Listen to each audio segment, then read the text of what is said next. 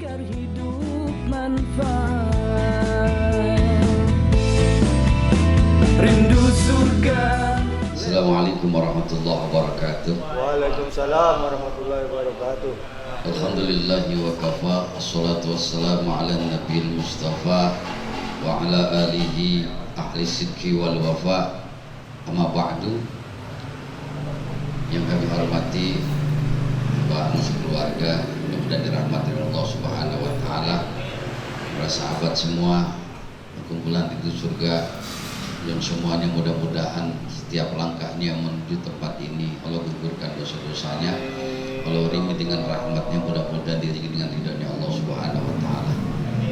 Bersyukur malam hari ini Allah masih berikan kesempatan kepada kita untuk senantiasa mengingat kembali, membuka kembali jalur connect kita dengan Allah Subhanahu wa taala. Mudah-mudahan giroh kita selalu dibangkitkan oleh Allah lewat hidayahnya. Dan tak lupa kita sampaikan salam kerinduan kita kepada junjungan kita besar Muhammad sallallahu alaihi wasallam beserta para keluarga dan sahabatnya sekalian, mudah-mudahan sampai kepada kita selaku umatnya. Hadirin dan hadirat sekalian yang dimuliakan oleh Allah, bahwasannya pembukaan taklim ini kita bacakan Fatihah. Dan keberkahan Fatihah kita niatkan untuk orang-orang tua kita. Semoga Allah senantiasa mengampuni dosa orang-orang tua kita, dosa guru-guru kita, dosa para pemimpin kita, lewat wasilah keberkahan malam Jumat ini. Dan juga kita doakan kawan-kawan kita, sahabat kita yang sedang sakit, mudah-mudahan diangkat penyakitnya oleh Allah Subhanahu wa taala. Dengan mengharapkan ridho Allah, ketulusan di hati kita, ikhlas dalam menyampaikan, ikhlas dalam berdoa, mudah-mudahan doa kita dijawab oleh Allah Subhanahu wa taala. Ala hadiniyah wa ala kunatin salih wa ila hadratin Nabi Mustafa Rasulullah sallallahu alaihi wasallam. Ini al-Fatihah. A'udzu billahi minasyaitonir rajim. Bismillahirrahmanirrahim. Alhamdulillahirabbil alamin arrahmanir rahim maliki yaumiddin. Iyyaka na'budu wa iyyaka nasta'in. Ihdinas siratal mustaqim.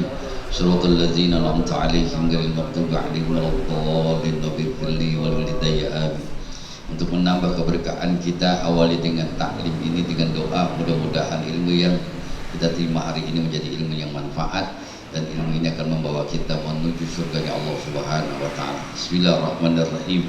Allahumma nawwir qulubana binuri hidayatika kama nawaltal arda binuri syamsika abadan abada birahmatika ya arhamar rahimin.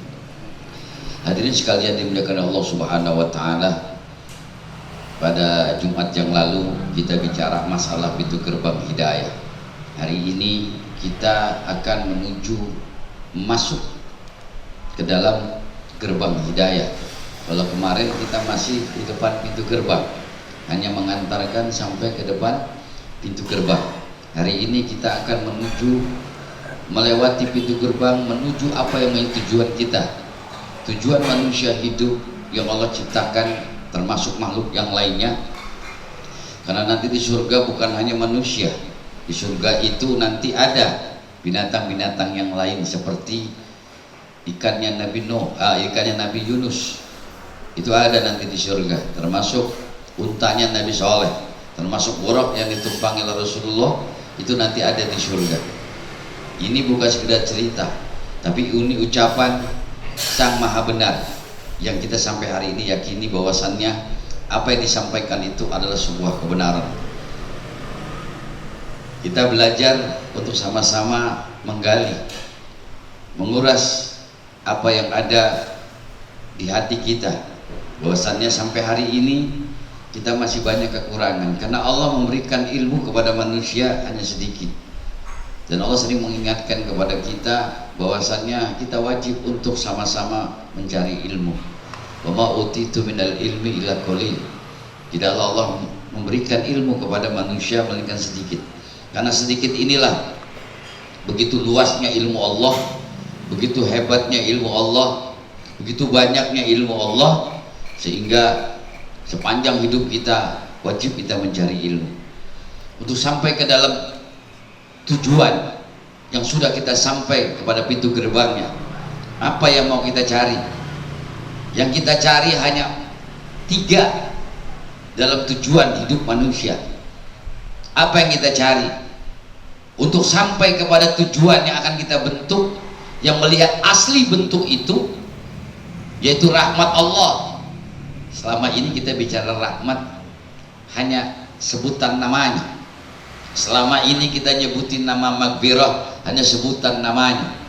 Selama ini kita mengenal istilah ridho Allah hanya sebutan kalimatnya. Tapi wujud dari kalimat itu, wujud dari sebutan itu, bagaimana kita bisa merasakan? Mana bukti rasa itu? Nah, ini puncaknya nanti. Kalau kita sudah melihat dalamnya. Ini contoh aja, contoh manusia yang dipegang itu HP. Kalau dari luar ya nggak tahu dalamnya, tapi sang pembuat itu tahu dalamnya. Rusaknya pun tahu, fungsinya pun nanti akan tahu. Rusak atau berfungsi kembali itu akan tahu. Nah, ketika manusia bicara hakikat dirinya sampai kepada hidayah Allah, hakikat hidayah Allah. Hidayah Allah itu yang pertama maghfirah. Apa itu maghfirah? Ampunan. Ini tepat bulan Rajab. Syahrullah, bulannya Allah, bulan yang diagungkan oleh Allah Subhanahu wa taala. Maka untuk mendapatkan ampunan Allah, maghfirah Allah, perbanyak istighfar. Bacaan istighfar banyak, tapi untuk kalangan orang awam, orang umum biasa kalimatnya astagfirullahaladzim. Tapi para ulama, para habaib mengajarkan kepada kita biar ada tambahan kalimat yang mengandung makna yang lebih dalam, bukan sekedar astagfirullahaladzim, tapi ada kalimat tambahannya supaya bisa menyentuh hati kita lebih dalam lagi. Astagfirullahaladzim wa atubu ilaih. Ini yang diajarkan ulama. Bukan hanya sekedar minta ampun kepada Allah dengan kalimat wa atubu ilaih, kembali kepada Allah, kembali kepada ajaran Allah, kembali sujud kepada Allah, kembali taubat kepada Allah. Artinya bahasa makrifat, bahasa maghfirah dalam istilah hidayah Allah, ampunan Allah, itu akan bisa kita rasakan ketika kita mengucapkan kalimat astagfirullahaladzim sambil kita mengingat dosa apa yang pernah kita lakukan, kemaksiatan apa yang pernah kita lakukan, kedurhakaan apa yang kita pernah lakukan, kebohongan apa di hadapan Allah. Bahwasanya Allah Maha mengetahui bahwasanya itu adalah perbuatan yang salah, perbuatan dosa, perbuatan yang dibenci oleh Allah Subhanahu wa taala. Dan kita akui di hadapan Allah, dan gentle di hadapan Allah, kita akan bisa merasakan ampunan Allah ketika kita sujud, ketika kita ibadah, kita mengamalkan yang namanya isi hati kita. Maka itulah rasanya maghfirah Allah. Kita nggak mengetahui, tapi kita bisa mengetahui rasa itu ketika ampunan Allah sampai kepada kita. Yang jelas tanda-tanda taubat yang diterima oleh Allah, maka dia tidak melakukan perbuatan maksiat lagi. Itu arti ampunan Allah. Kemudian dia tidak melakukan perbuatan dusta lagi yang menyebabkan amalnya diterima oleh Allah Subhanahu wa taala.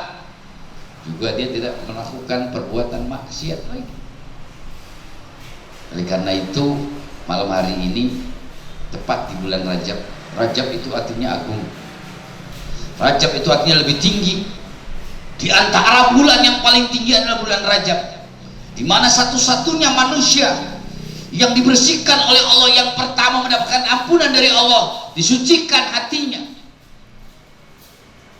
Beliau yang diampuni dosanya, yang mendapat ampun dari Allah, itu satu hari istighfar itu paling sedikit 70 kali.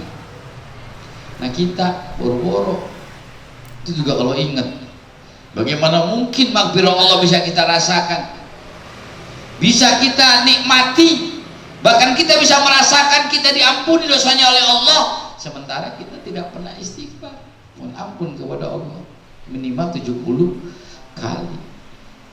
Cirinya gampang kok. Kalau kita mau merasakan arti maghfirahnya Allah, kita meninggalkan maksiat, kita meninggalkan perbuatan dosa, perbuatan durjana yang menyebabkan kita jauh dari Allah. Ini hidayah. Bagaimana mendapat petunjuk dari Allah sementara kemaksiatan, perbuatan dosa, perbuatan durjana, perbuatan maksiat masih kita lakukan? Maka kita tidak merasakan arti maghfirah itu. Orang yang merasakan arti maghfirahnya Allah, orang itulah orang yang merasakan arti taubat kepada Allah. Sebutan taubat tadi istighfar, astagfirullahaladzim wa atubu ilaih. Bahkan ditambah lagi taubatan nasuha. Mohon ampun kepada Allah Subhanahu wa taala dengan istighfar, astagfirullahaladzim wa atubu ilaih.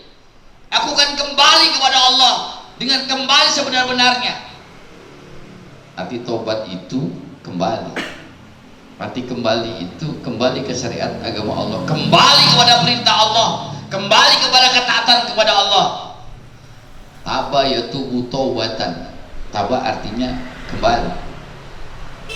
Artinya kembali dalam pelukan Allah, kembali dalam sujud kepada Allah, kembali dalam arti berhadapan dengan Allah dengan hati, dengan tubuh, dengan tempat, dengan pakaian yang suci di hadapan Allah Subhanahu wa taala, tanpa adanya najis, kotoran, dosa yang ada pada diri kita. Maka itu ciri taubatnya diterima oleh Allah, ciri mendapatkan ampunan dari Allah, ciri maghfirah Allah tersentuh dalam hati dan jiwa manusia itu.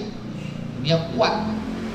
Itulah yang disebut rasanya maghfirah Allah. Sekarang kita bertanya kepada kita masing-masing, apakah kita merasakan arti maghfirah Allah, ampunan Allah? Sementara kita masih banyak maksiat, sementara kita masih banyak dosa, sementara kita lupa kepada Allah di saat-saat tertentu saja ketika kita ingat, maka itu akan jauh dari rahmat Allah. Karena setelah maghfirah Allah pasti akan mendapatkan rahmatnya, pasti rangkulan kasih sayang. Makanya judulnya hidayah itu mendekatkan diri kepada Allah dan berusaha mencintai. Belum kita mencintai yang lain, urutan cinta adalah urutan yang pertama kepada Allah, yang kedua kepada Rasul, yang ketiga kepada kedua orang tua, yang keempat baru kepada makhluk yang lainnya. Hadirin sekalian dimuliakan Allah Subhanahu wa taala, untuk mendapatkan rahmat dari Allah setelahnya kita masuk dalam gerbang hidayah Allah, setelah kita mendapatkan maghfirah ampunan dari Allah, rahmat Allah itu bisa kita rasakan, kasih sayang Allah itu bisa kita rasakan. Kalau bahasa kita kasih dan sayang, ya, dua kata jadi satu. Dalam istilah bahasa Arab itu namanya mudhof ilaih.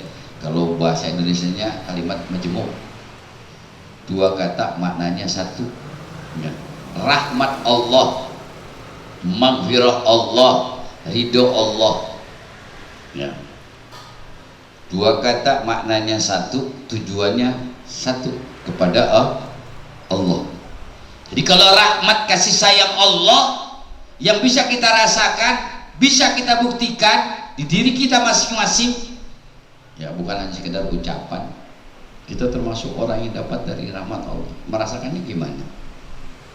Pembuktiannya bagaimana? Karena sebelumnya saya sampaikan, wujud itu nggak mesti dilihat dengan mata. Bagaimana kita mendengar? Nggak kelihatan wujudnya dengan mata, tapi bisa kita dengar lewat telinga. Nggak bisa kita merasakan bau apa kalau kita nggak lewat penciuman. Nggak mungkin kita bisa mengatakan sesuatu itu wujud dengan mata, tapi dengan rasa seperti angin. Rasanya kasih sayang Allah, semua yang menjadi ujian, cobaan, bahkan ujian yang kita hadapi, ketika Allah memberikan rahmatnya, maka satu kuncinya berhusnuzon kepada Allah Subhanahu wa taala. Itulah rahmat Allah. Gak ada orang yang mendapat rahmat dari Allah, kasih sayang dari Allah, orang itu berprasangka buruk, bersuuzon kepada Allah, melainkan orang itu adalah orang-orang yang mendapat rahmat dari Allah. Kuncinya adalah mereka yang selalu berprasangka baik kepada Allah. Ujian, cobaan, godaan, itu semua adalah kasih sayang dari Allah agar iman kita terjaga, hidayah Allah terjaga di hati kita. Ini yang penting. Jadi jangan merasakan kasih sayang Allah itu, ya Allah nggak sayang nih, saya begini, diuji begini, coba begini, belangsak hidupnya. Itu tandanya putus dari rahmat Allah. Kenapa? Karena Allah mengingatkan, wala ta'asu min rahillah. Jangan pernah putus dari rahmat Allah. Arti putus apa? Nih kalimat manusia yang sering diucap. Kalau bahasa Jawanya ngarasulo, tau ngarasulo? Kalau bahasa Sundanya ngarasulah. Nggak pernah nerima apa yang menjadi keputusan Allah. Syaratnya terima wabil qadari khairihi wa syarrihi minallahi ta'ala. Nerima apa yang menjadi ketetapan Allah, itulah rahmat Allah, itulah kasih sayang Allah. Udah terima, emang jadinya begini, emang sudah adanya begini, ya ganteng enggak, ya hancur ya, bisa jadi. Tapi kalau lanjut terima, maka itulah rahmat Allah. Contoh Bilal bin Rabah itu yang nerima, emang dia budak, emang dia hitam, tapi karena kasih sayang Allah, rahmat Allah begitu besar kepadanya, maka Allah muliakan dirinya. Karena ketaatannya, karena penerimaannya, ujiannya berat. Maka ketika Nabi meninggal dunia sekalipun, dia nggak pernah percaya Nabi itu meninggal, bayangin aja. Makanya diingatkan, jangan pernah putus asa. Nggak boleh putus asa, berarti putus dari rahmat Allah, berprasangka baik kepada Allah. Karena orang yang selalu berprasangka baik kepada Allah, insya Allah kepada makhluk Allah pun berprasangka baik. Karena hakikatnya semua dibawa kendali Allah. Kalau Allah berikan kasih sayangnya kepada manusia, kepada siapa yang dikehendaki, maka kasih sayang itu akan bisa dirasakan. Ternyata banyak orang yang sayang sama dirinya. Ternyata banyak orang yang peduli sama dirinya. Itu tanda bahwa rahmat Allah bisa kita rasakan. Ada nggak orang begini? Lagi gua kaya, lagi gua banyak duit, pada kumpul. Giliran gua lagi nggak punya duit, pada menjauh. Ada nggak kayak gitu? Sering. Jangan ada kalimat itu.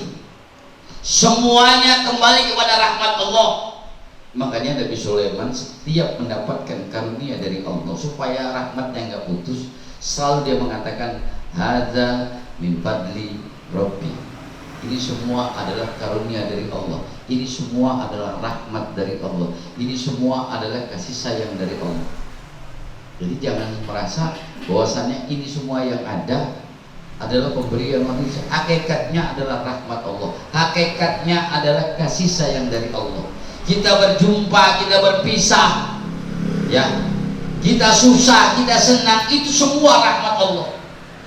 Wajib kita nerimanya untuk bisa masuk ke pintu masuk inti daripada hidayah. Orang yang mendapat hidayah sesungguhnya, orang itu adalah orang yang mendapat ampunan dari Allah, orang yang mendapat rahmat dari Allah, dan ujung-ujungnya orang yang mendapatkan ridho dari Allah Subhanahu wa ta'ala. Siapa mereka yang mendapat ridho dari Allah Subhanahu wa ta'ala? Digambarkan dalam Quran, radhiyallahu anhu wa radu an, dzalika liman khasyya rabbah. Mereka yang mendapatkan ridho dari Allah Subhanahu wa ta'ala karena mereka ridho atas keputusan Allah. Apapun yang dia alami, apapun yang dia uji, semua adalah kembali kepada Allah. Kenapa? Karena mereka hanya satu yang mereka takuti, azab Allah. Dzalika liman khasyya rabbah. Tidak ada yang lebih ditakuti, tidak ada yang lebih disegani, tidak ada yang lebih dihormati, diagungkan kecuali Allah. Itulah gambaran mereka yang senantiasa dekat dengan Allah. Mereka menjaga kemurnian akidahnya daripada orang-orang atau ajakan, godaan, ujian manusia di dunia ini. Hadirin sekalian yang dirahmati Allah Subhanahu wa ta'ala, jadi proses perjalanan hidayah itu sungguh sangat panjang. Kalau kita dengar cerita orang begitu gampang, enggak. Hidayah itu panjang Pak prosesnya. Nabi berdakwah itu proses hidayahnya panjang Pak. Yang pertama ditanamkan adalah akidah, keyakinan. Nah, keyakinan ini berkaitan dengan hidayah. Orang ibadah tanpa keyakinan sulit untuk ibadah. Orang berjuang di jalan Allah sulit tanpa akidah, sulit tanpa tauhid, sulit tanpa keimanan. Kalau nggak ada iman sulit untuk berbuat. Makanya ukuran standarnya orang masuk dalam pintu gerbang hidayah adalah mereka yang sudah istiqomah. Untuk tetap hidayah itu harus istiqomah. Di Jumat yang lalu itu bahwasanya istiqomah itu artinya kontinu. Kontinu itu tetap terjaga. Dia rugi ketika nggak sholat tahajud. Dia rugi ketika tidak sholat duha. Dia rugi ketika dia tidak dalam satu hari itu beramal soleh. Dia istiqomah dalam amalan-amalan yang mendapatkan rahmat, maghfirah, bahkan ridhonya Allah. Lihat tujuan puasa: maghfirah, rahmat, maghfirah, ridho. Itulah isinya hidayah. Kalau kemarin kan keluar tanda hidayah. Hidayah sudah diberikan, kemudian gerbang hidayah sampai kepada isinya hidayah.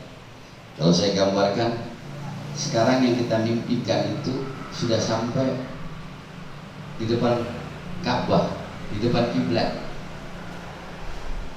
Orang kalau sekarang belum ke Ka'bah, belum ke Mekah, itu masih bayang-bayang. Walaupun di TV bisa dilihat, beda Pak. Kalau ngelihat langsung, nyentuh langsung, apalagi sampai bisa lihat Hajar Aswad, bisa mencium Hajar Aswad, bisa sholat di Hijr Ismail, bisa tawaf, bisa sa'i antara Sofa dengan Marwah, maka insya Allah itulah kenikmatan yang disebut nanti nikmatnya hidayah. Kalau sekarang kita masuk dengan tujuan, belum sampai ke dalam, baru bisa lihat doang, baru bisa ngeraba, bisa ngerasain. Ya, kalau ibarat orang baru ijab qabul, nanti belum dibuka semuanya, baru ijab qabul. Artinya ketika hidayah Allah itu sudah sampai kepada dirinya, maka kuncinya untuk mendapatkan rahmat, maghfirah, ridha Allah itu istiqomah. Kuncinya istiqomah. Istiqomah itu kalau bahasa kita natap, tidak berubah. Tatapannya fokus. Kayak kita sholat Pak, kalau nggak fokus, kelihatan orang yang sholat matanya kemana-mana. Coba dah berarti itu nggak fokus. Kan ada orang Allahu Akbar, itu nggak fokus. Makanya disunahkan dia tempat sujud biar fokus. Ketika orang melihat pintu gerbang, kemudian masuk ke dalam pintu gerbangnya Mekah, baru terlihat tuh yang namanya Ka'bah dari kejauhan, belum kita sentuh. Untuk sampai sentuhan itu, maka kita harus lebih mendekat lagi. Nah, mendekatnya untuk bisa menyentuh itu istiqomah. Mendekatnya sentuhan kasih sayang Allah, ampunan Allah, bahkan ridhonya Allah, itu adanya di istiqomah. Nah, istiqomah ini amalan kita, riyadhah kita. Orang nggak sama tingkatan amalan, walaupun dia orang biasa, seorang budak sekalipun, bodoh juga sekalipun, tapi kalau dia istiqomah, Allah pastikan orang itu dapat karomah. Yang disebut karomah itu tingkatan kemuliaan yang Allah berikan kepada manusia. Kalau Nabi kan mukjizat namanya, ya. Kalau wali itu karomah. Kalau manusia biasa seperti kita namanya ma'unah. Sama, cuma istilah bahasa saja yang berbeda. Kelebihannya sama karena ada istiqomah. Nah, istiqomah ini dalam arti apa? Beramal sesuai dengan perjalanan. Ya kalau nggak pernah belajar kita nggak pernah tahu.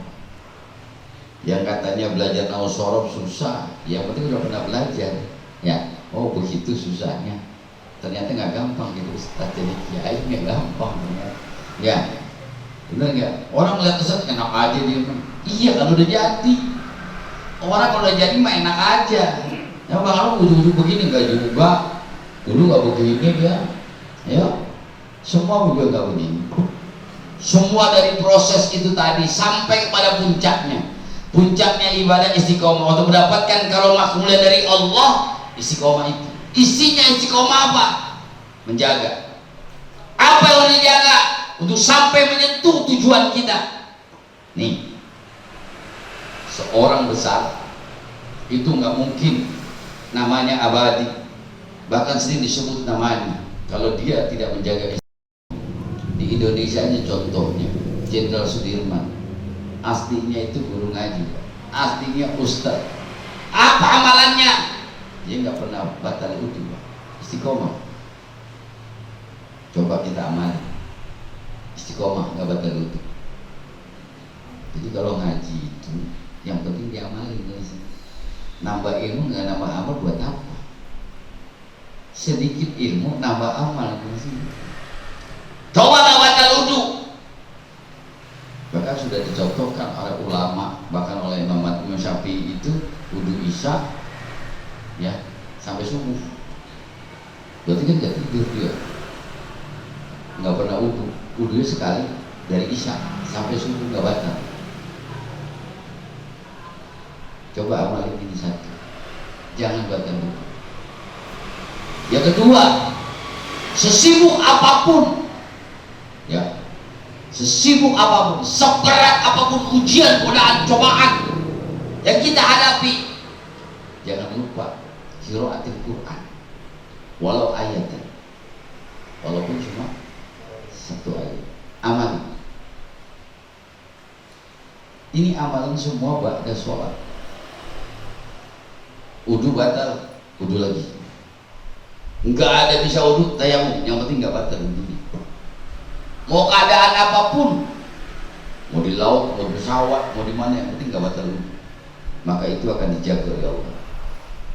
Hikmah daripada istiqomah itu terjaga. Allah akan menjaga. Siapa yang menjaga wudhunya, Allah jamin dan Allah jaga. Siapa yang menjaga bacaan Al-Qur'annya, Allah akan jaga. Ini tiga yang perlu dicatat, yang diamali, bukan hanya dicatat. Mudah-mudahan setelah ini sampai kepada masuk gerbang hidayah. Kuncinya istiqomah, walau satu ayat, walau nggak batal wudhu, walau sholawat. Jangan lupa yang tiga ini. Ya, baca sholawat itu banyak. Tapi selawat yang pendek kita sudah tahu semua. Allahumma sholli ala sayyidina Muhammad wa ala ali sayyidina Muhammad. Ya. Istiqomahnya itu terjaga, itu istiqomah, maka insya Allah akan ada maunah dari Allah. Apapun masalah kita, apapun ujian kita, apapun godaan kita, pasti Allah yang menjanjikan. Innaka la tukhliful mi'ad. Allah nggak pernah ingkar sama janji. Siapa orang yang istiqomah menjaga wudhunya, maka sampai mati Allah akan menjaga. Sampai kalian kubur pun Allah menjaga, karena dia sudah menjaga Allah lewat wudhunya. Al-Quran akan menjadikan syafaat, dan Al-Quran akan menjawab apa yang menjadi pertanggungjawabannya, akan melindungi orang-orang yang selalu baca Al-Quran walau satu ayat. Dan yang ketiga ini yang paling berat ya. Kadang-kadang kita lupa selawat itu hal yang sepele, tapi setiap doa tanpa selawat tidak akan pernah sampai kepada Allah. Setiap hajat tanpa selawat tidak akan pernah sampai kepada Allah. Bahkan amalan-amalan yang kita lakukan tidak akan mendapatkan keberkahan dari Allah kalau tidak mengucapkan kalimat selawat kepada Nabi Muhammad SAW. Ya, ini contoh nih Pak, contoh. Kita baca nih, baca doa misalnya. Kalau baca doa umumnya orang jarang pakai selawat. Contoh doa makan, contoh doa pakai selawat nggak Pak? Enggak, Allah mau balik lama. Ya, benar kan nih? Kemudian orang mau keluar dari rumah, Bismillahirrahmanirrahim. Berselawat nggak Pak? Nah, inilah yang sering dilupakan. Makanya istiqomah, walau salawat yang pendek. Sisipkan salawat itu untuk sampai kepada istiqomah. Nanti bisa kita buktikan, bisa kita rasakan wujud daripada maunah dari Allah, pertolongan dari Allah, kekuatan dari Allah, mukjizat dari Allah, kemuliaan dari Allah. Kepada siapa yang Allah kehendaki, dan kehendak itu bergantung istiqomahnya orang itu. Hadirin sekalian yang dari Allah Subhanahu wa taala, sampai kepada salawat. Jadi salawat ada yang panjang, tapi kalau orang-orang toreko salawatnya panjang-panjang, bahkan sampai ada baca salawat 10.000.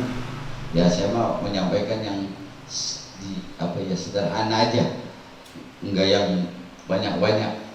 Karena kalau yang banyak-banyak belum masuk ke dalam tingkatannya, belum. Ya, kecuali udah istiqomah baru. Nanti kalau udah masuk ke dalam, makin dalam, itu nanti ada dari mulai atas. Kalau ibarat emas itu, di bawah emas itu ada uranium. Masih ada yang lebih mahal lagi. Di bawah uranium ada namanya berlian nanti.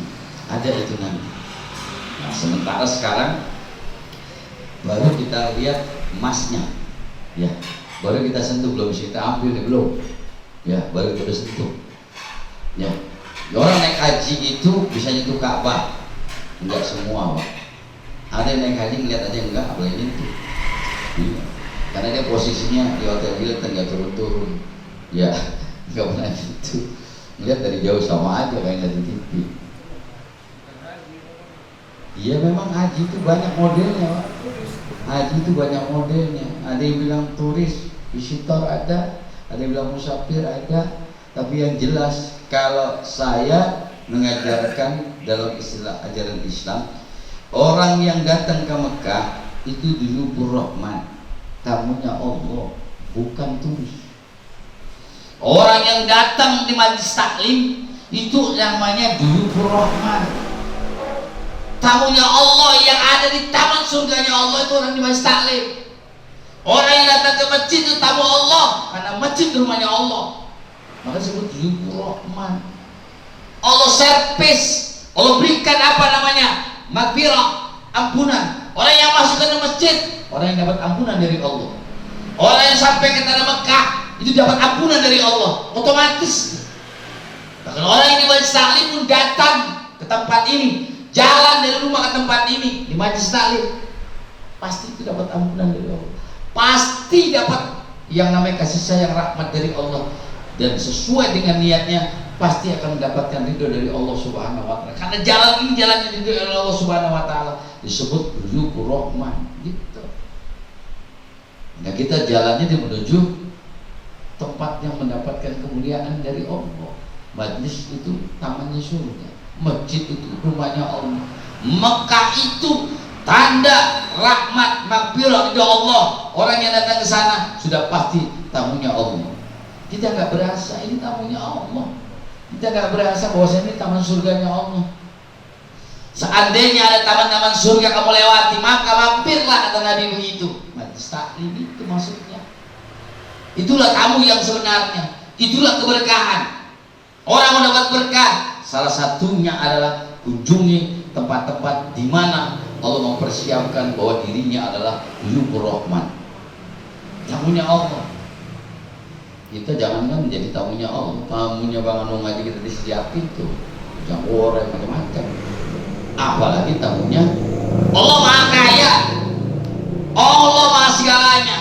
Ketika Allah mengundang, ya, apalagi diundang, ya, ada nggak orang datang diundang? Ada, ya. Orang ke masjid diundang nggak? Hayya 'alas shalah diundang nggak? Nah, makanya kalau yang datang diundang, nggak datang undangan, hukumnya apa, Pak? Haram. Sama manusia, apalagi sama orang diundang. Gimana kalau nggak diundang? Nih, beda nilai. Hati-hati, beda nilai. Orang yang bangun kemudian datang menuju panggilan Allah, seakan-akan diundang sama Allah, ya, namanya diundang, berarti udah disiapin, ya, standar undangan itu. Beda sebelum dipanggil sama Allah, sebelum ajan itu sudah sampai ke masjid. Ya, sebelum dimulai itu sudah sampai ke majlis taklim. Beda nggak nilainya? Beda nggak? Ini artinya orang yang datang sebelum dipanggil namanya tahu diri lah. Kalau bahasa adab, ini bahasa adab nih. Sebaik-baiknya orang kalau merasa rendah di hadapan Allah, jangan nunggu dipanggil. Pengertian sendiri.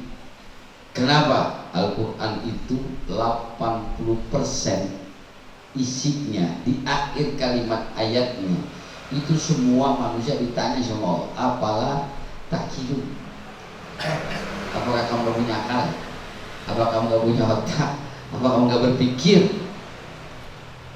Beda enggak? Orang yang datang sebelum panggilan dengan orang yang datang setelah dipanggil, beda Pak. Nilainya beda, bahkan rahmat Allah pun berbeda. Rahmatnya berbeda. Kalau orang yang datang setelahnya, sisanya berapa? Ya kan suka ada orang yang masbuk, ada orang yang belakangan datang, sisanya. Sama sholat Jumat juga begitu. Ya, kalau sholat Jumat itu sebenarnya contoh, Pak. Sebelum ajar dia datang. Ini bahkan masih banyak orang yang udah ajar, udah umat, udah khutbah, baru nongol. Ini dapatnya sisa. Nih, biar kita nih selesai nih dari awal mulai sampai tutup makan, tiba-tiba ada yang datang sisa. Kalau ada, kalau enggak, ya kebagian. Itulah yang dibilang rahmat Allah, kebagian rahmat Allah, kebagian berkahnya, kebagian makdir Allah, kebagian berkahnya, kebagian ridho Allah, kebagian berkahnya. Itu berkah namanya. Orang yang duduk di majelis, ya, itu orang yang hatinya diobati sama Allah, dilunakkan hatinya. Salah satu obat hati itu datang ke tempat-tempat ibadah, majelis, ya. Orang ke Mekah itu obat hatinya luar biasa. Saking banyak dosanya, itu belum sampai ke Ka'bah sudah merasa banyak dosa. Kalau saat saya ngerasain begitu ninjak tanah Mekah, tanah haram, itu kayaknya tuh kayak apa ya, kayak disedot. Kalau ibarat orang apa tuh jadi bekam gitu, disedot. Mudah-mudahan yang lain nanti bisa ngerasain, benar kan omongan saya. Artinya saya sudah merasa. Jadi kayak apa ya, dikurangi dosanya, kayak dari ampuni dosanya, enteng. Ciri orang melakukan ibadahnya mudah itu ciri orang yang diampuni dosanya. Kalau untuk ibadahnya berat, nah hati-hati, berarti banyak dosa, belum diampuni dosa. Ciri ibadahnya juga berat, berarti jauh dari rahmat Allah, berarti taubatnya belum diterima, apalagi di dunia Allah. Untuk meraih berkahnya sebagai tamu Allah aja berat. Kalau orang datang disambut ahlan wa sahlan, silakan para tamu yang budiman, sudah disiapkan. Ya, jangankan yang kau bayangkan, yang kau bangga bayangkan juga sudah disiapkan. Itulah tamu Allah. Semua disiapkan oleh Allah untuk apa? Untuk menyambut tamu-tamunya, untuk memuliakan tamu-tamunya. Karena disitulah Allah memberikan rahmatnya, Allah memberikan berkahnya. Gak ada orang ke Mekah itu pengennya gak mau balik lagi, gak ada. Sampai sekarang pun pengennya sih bolak-balik. Tawaf itu udah gak kehitung, sa'i itu gak kehitung.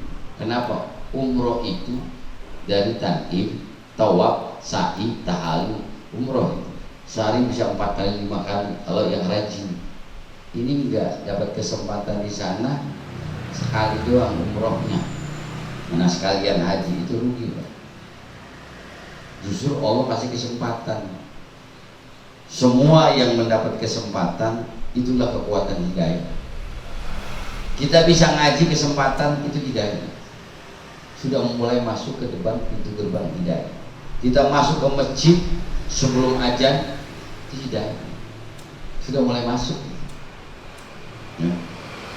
Syukur-syukur puncak hidayahnya sampai ketika kita masuk ke tanah Arab, masuk ke depan pintu gerbang Mekah sampai menuju Ka'bah, itu nggak putus kalimat labbaik Allahumma labbaik, tidak putus.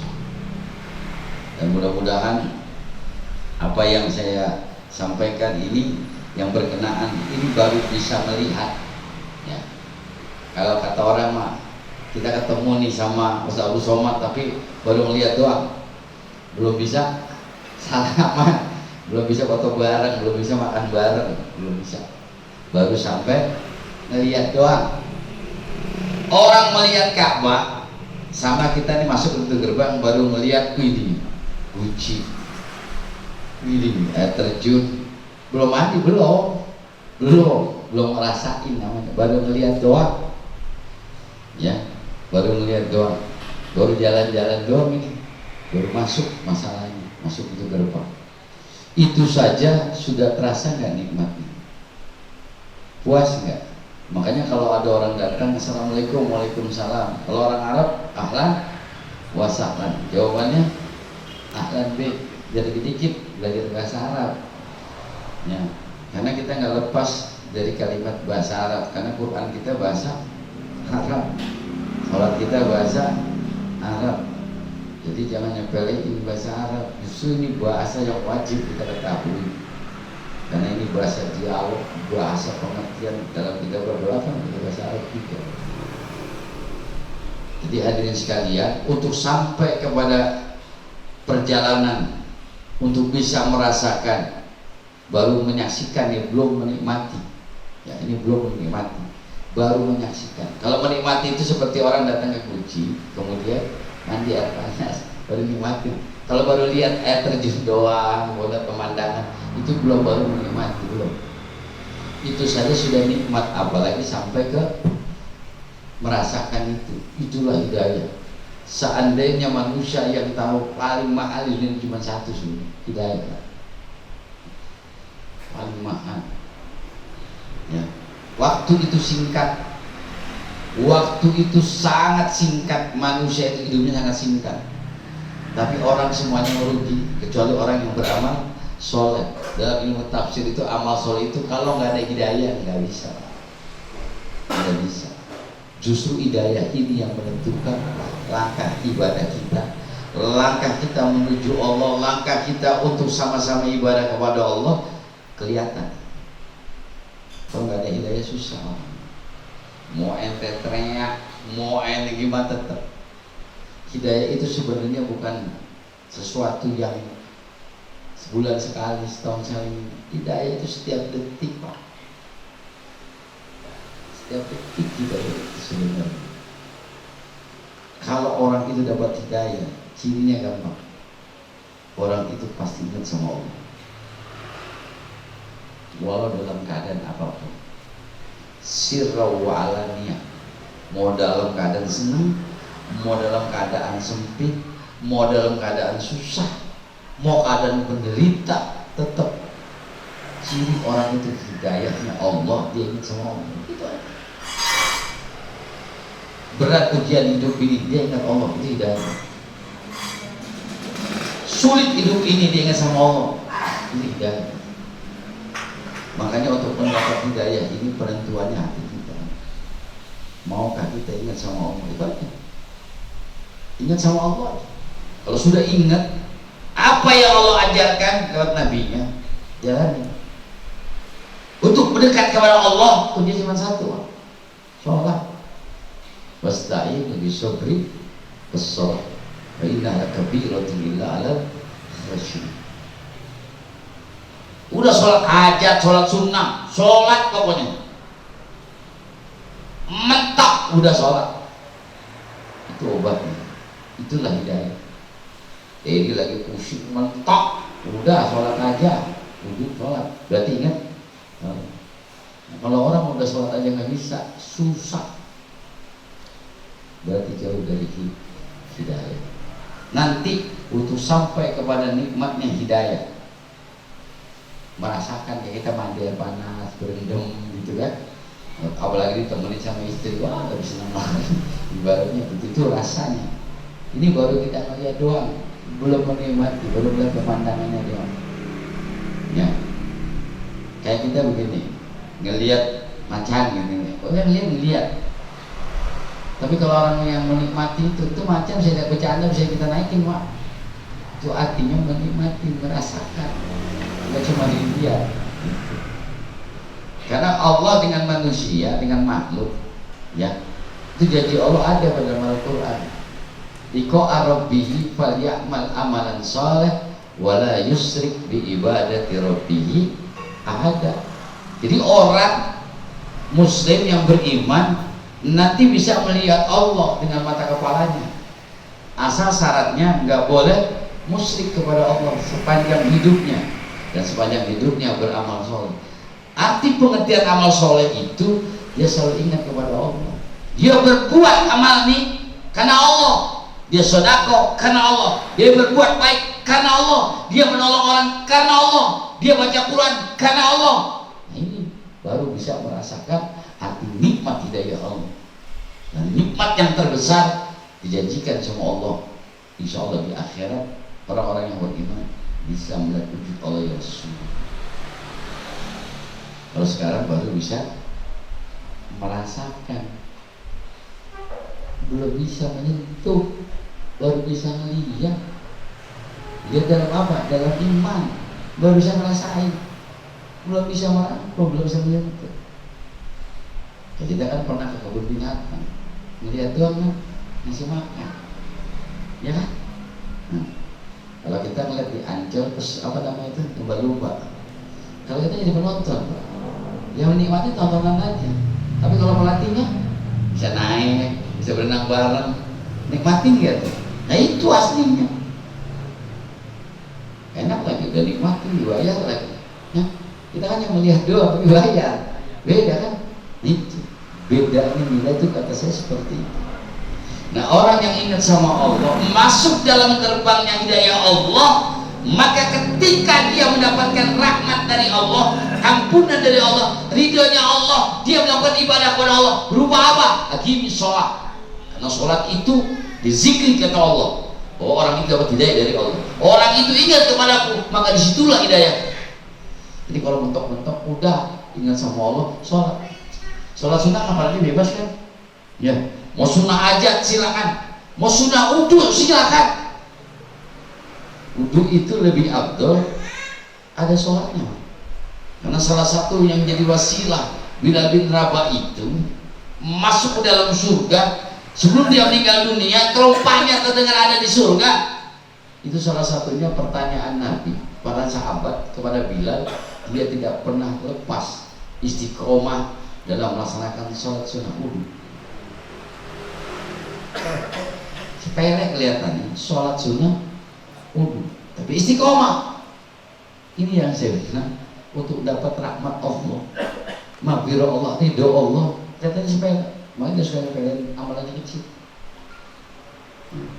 Jadi kembali lagi, jadi kalau orang bernilai di mata Allah, akan melihat Allah dengan zat yang sempurna, amal solehnya niatnya karena Allah, bukan untuk Allah. Hati-hati, niatnya karena Allah, karena semua lillahi rabbil alamin, karena Allah, bukan untuk Allah. Allah nggak butuh, mau manusia mau sholat mau enggak, Allah nggak butuh.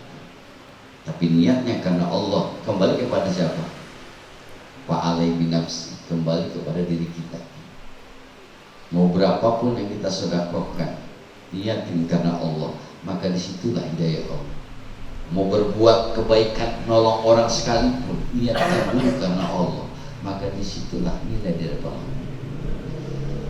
Kecil besar bukan ukuran manusia, tapi niat yang paling penting. Mudah-mudahan niat kita membuka taklim syiar agama terus, sekalipun ujiannya begitu berat, cobaannya kita mah belum begitu berat lah. Saya lagi ceramah nggak pernah ditimpukin. Nabi kita kan ngalamin, kita nggak ngalamin. Ya, Nabi habis ceramah di leher ada senjata juga, kita nggak ngalamin. Ya, kita masih enak. Tapi satu yang penting dalam melaksanakan ibadah, ya, satu yang penting karena Allah, jangan karena yang lain. Semua akan bernilai ibadah kalau semuanya niatnya karena Allah. Kita mengundang tamu, mengundang ustadz, mengundang teman-teman untuk hadir, insya Allah karena Allah. Disitulah berkahnya, disitulah pintu gerbang hidayah. Kita sudah masuk nih ke dalam, kita bisa menikmati. Coba kalau kita di luar, nggak bisa menikmati seperti ini. Begitu juga dengan hidayah Allah. Kalau Allah sudah mau, siapa yang dikehendaki? Inilah orang-orang pilihan. Makanya dalam kalimat Al-Quran, kuntum khaira ummah, sebagian, nggak semuanya anak buahnya Bang Anung itu ngaji, enggak. Anak Quran itu begitu. Makanya sih maklum aja. Hanya sebagian kecil yang Allah kehendaki. Siapa yang dikehendaki itulah hidayah Allah. Kalau bukan hidayah berat. Bukan ingat sama Bang Anung, bukan. Ingatnya sama Allah. Jalannya wasilanya lewat Bang Anung, begitu. Kalau ini sudah kita praktekkan, ingat ya, niat karena Allah. Kalau kita mentok-mentok, udah sholat aja, sholat. Karena itu jaminan dari Allah, orang yang sholat itu mendapat hidayah. Karena orang yang sholat itu berarti ingat Allah. Kenapa kau nggak zikir subhanallah walhamdulillah? Karena itu teguran dari Allah langsung. Aqimis sholat li zikri, kata Allah. Sholatlah kamu, kerjakan sholat, dirikan sholat. Karena sholat itu tujuannya apa? Untuk ingat aku, kata Allah. Nah, syarat orang dapat hidayah harus ingat Allah. Syaratnya sholat. Sholat tobat, sholat enggak Pak? Sholat mutlak, sholat enggak Pak? Sholat duha, tahajud, hajat, tasbih. Semakin banyak sholat yang kita kerjakan, sholat sunnah kita kerjakan, maka semakin kuat hidayah Allah. Semakin kurang kita mengerjakan sholat sunnah, semakin jauh kita dari rahmat dan maghfirah Allah, bahkan ridhonya. Makanya perbanyaklah sholat. Bahasanya itu perbanyak sholat, karena hakikatnya sholat itu Isra Mi'raj itu 50 waktu, bukan 5 waktu. Karena bagi Nabi sholat sunnah itu bukan sunnah, itu sunnah bagi umatnya. Bagi Nabi itu wajib. Nabi tahajud tiap malam nggak Pak? Tiap malam, berarti wajib nggak? Nggak pernah tinggal. Dua wajib nggak bagi Nabi? Wajib. Hajat, sholat mutlak, tasbih, yo, bener nggak? Termasuk sholat sunat taubat. Istighfarnya Nabi nggak pernah putus 70 kali dalam satu hari. Tapi sebelumnya sholat sunat taubat. Bayangin. Kita apa? Banyak kurangnya. Tapi banyak juga kurang ibadahnya. Kita akui. Tapi paling tidak yang dikerjakan Nabi mungkin yang 8 rakaat kita 2 lah. Karena kita ada masih kegiatan yang lainnya. Tapi kalau yang penting kata Nabi istiqomah. Nabi itu tahu ukuran umatnya, makanya jadi sunnah.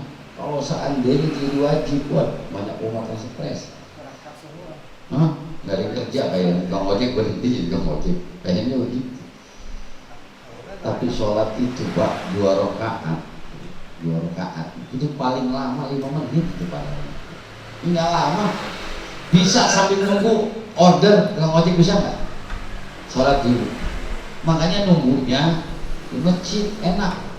Ini enggak nyari pangkalan yang jauh dari masjid, ya udah tambah jauh. Ya, ini saya sering ngomong sama tukang ojek karena saya sering ngisi ojol juga. Kalau mau mangkal jangan jauh dari masjid. Ya, mungkin lupa sholat dua dulu sambil nunggu order. Alhamdulillah yang menjalani berkah. Ada ordernya. Iya, beda sama yang nggak sholat, beda. Ya, yang tiga terakhir ini saya sampaikan. Jadi kunci yang untuk sampai masuk bisa melihat, menyentuh, belum bisa menikmati selain istiqomah itu qanaah. Tahu qanaah? Kalau istiqomah tetap terjaga, nggak putus. Ya, kalau qanaah, misalnya maaf nih Pak, Kona itu nerimo, tahu nerimo. Ya, hari ini kita makan pisang, ya sudah nerima. Jangan ngomong sama bang Anu kalau saya boleh, jangan. Tandanya kurang bersyukur. Kona'ah ini, ya, sifat manusia, ya, aslinya sederhana tapi berkualitas. Kona'ah, ya, bukan belaga miskin, bukan, ya, bukan pura-pura miskin, bukan.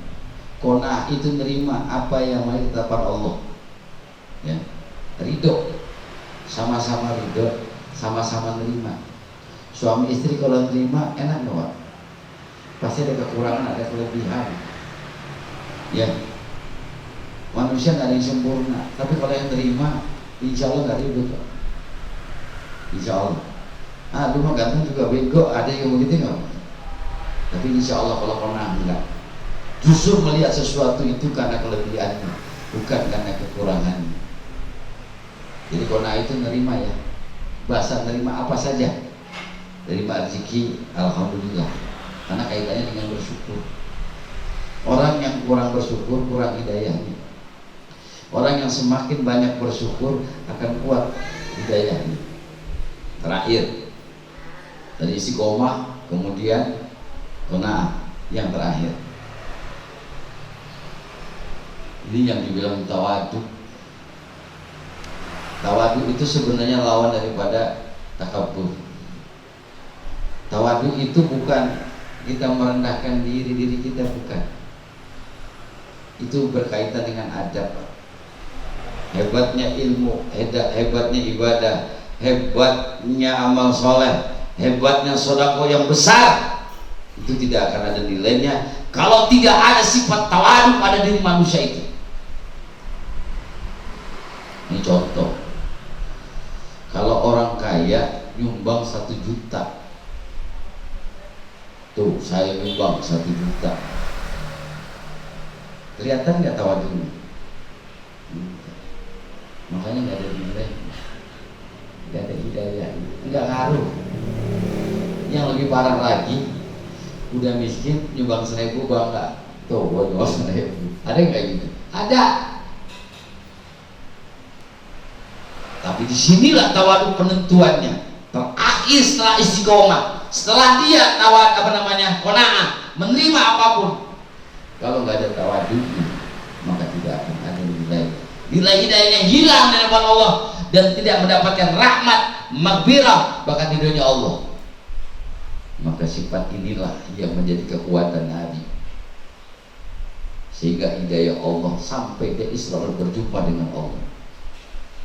Karena Nabi itu sayyidul haya wat tawadu.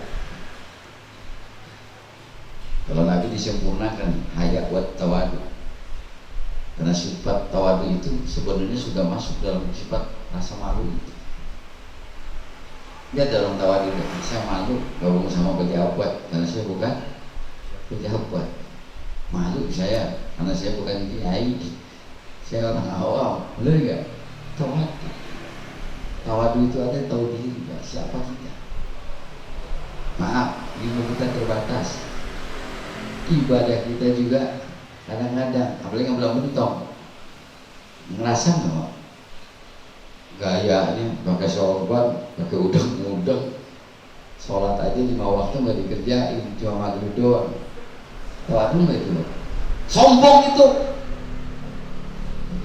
Yang disebut tawadu, orang ini benar ilmunya, tinggi ilmunya, paham tentang ilmu agama, ibadahnya istiqomah, dalam praktek hidupnya dia qanaah, benar dia menjalankan syariat, tapi dia tidak pernah menunjukkan. Biasa aja, nggak perlu ngomong saya tahajud loh tiap malam ngaji, saya tuh beramal tiap hari, nggak perlu. Masa suka disinggung saya, itu sama aja mengingatkan saya. Supaya apa? Supaya tawadu. Karena ngomong saya itu aku, seakan-akan itu sombong, seakan aku doang yang bisa menjalani, padahal masih banyak juga orang yang bisa menjalani. Jadi nggak perlu kita udah berbuat, ya sudah, yang tahu kita, karena itu amalan terbaik kita. Mau berapapun yang kita lakukan, amal sebanyak apapun, tetap tawadu. nggak usah ngomong. Saya tadi ngamalin ini salawat 1000 kali, nggak usah ngomong, udah biasa aja. Inilah sifat tawadu. Tawadu ini puncak daripada hidayah Allah. Dia kaya tetapi tidak pernah merasa kaya, karena yang kaya adalah Allah. Dia merasa pintar, hakikatnya dia tidak pernah merasa pintar, karena hakikatnya pintar itu Allah. Dia merasa mendapatkan kesempatan, hakikatnya sebenarnya Allah memberikan kesempatan, bukan dia. Itulah tawadu. Semua kembali kepada Allah. Kita bisa seperti ini semua karena Allah. Kalau Allah nggak menghendaki, nggak akan pernah bisa. Inilah sebuah urutan di mana perjalanan hidayah sampai kepada rangkulan hidayah Allah, kasih sayang Allah bisa kita rasakan lewat sifat tawadu. Ke praktek kehidupan. Maaf ya, ini orang sholat jidatnya hitam, itu bukan tawadu. Hati-hati, takutnya jadi dia. Ya, kalau bisa ditutupin gini, karena sengaja gini-gini melihat hitam nih, seakan-akan itu paling alim. Enggak juga.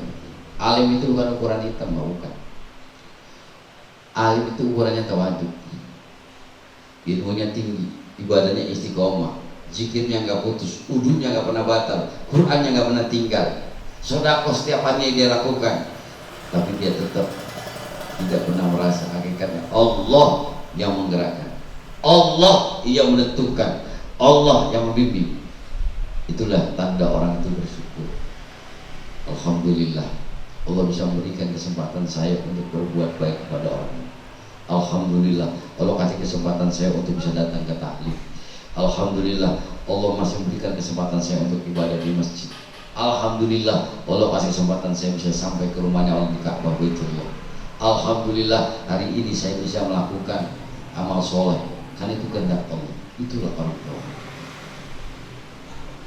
Jadi jangan melihat berbuat itu karena manusia. Ciri orang sombong salah satunya berbuat karena manusia, bukan karena Allah. Mudah-mudahan para jamaah sekalian termasuk orang-orang yang di puncak hidayah itu, baru disentuh hidayah itu, belum dirasakan, baru bisa menyentuh Ka'bah, belum bisa merasakan. Ya, udah alhamdulillah, bersyukur. Maka sifat tawadu ini ayo kita praktekin sama-sama.